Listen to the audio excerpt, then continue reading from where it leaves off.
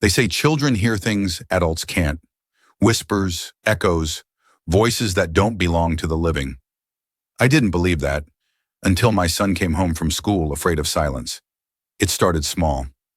Every afternoon, Daniel would sit at the dining table, staring at nothing, his hands folded like he was still in class. I asked him one evening, "Who are you waiting for?" He looked up slowly and said, "My teacher." I laughed. "School's over, sweetheart."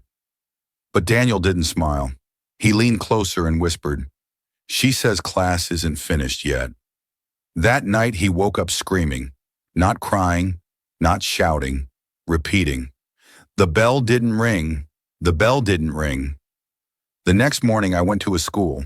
The building was old, paint peeling, hallways too quiet for children. I asked the receptionist about Daniel's teacher. Her smile vanished. She pulled up the records, then froze. "Your son isn't assigned to any teacher named Mrs. Holloway." My stomach tightened. "That's who he says talks to him," I replied. "She stays after school." The receptionist swallowed hard. She died." I laughed nervously. "That's not funny." "She died," the woman repeated. 10 years ago. Heart attack. In her classroom. After hours." That night, Daniel refused dinner. He sat on his bed, staring at the corner of the room. "She's angry," he said. "Why?" I asked. "She says I hear her, but the others don't." I felt cold. "What others?" "All the kids," Daniel whispered. "The ones still sitting." I checked his room. Nothing was there. But at exactly 3:15 a.m., the house filled with a sound I hadn't heard in years. A school bell. Not loud, not distant.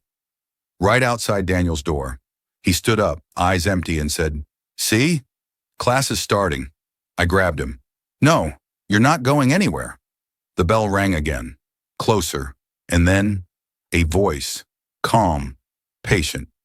"Daniel," it called, "you're late." I slammed the door shut. The voice didn't stop. It came from the walls, from the floor, from inside my head. "You promised to listen." The next morning, Daniel was gone. No broken windows, no open doors, just his shoes neatly placed by the bed. The police searched the school.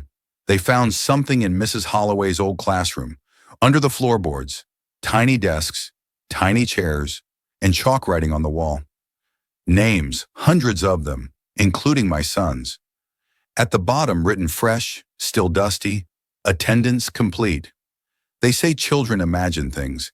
They say grief makes you hear voices. But every night at 3:15 a.m., I still hear the bell. And somewhere, my son is still in class.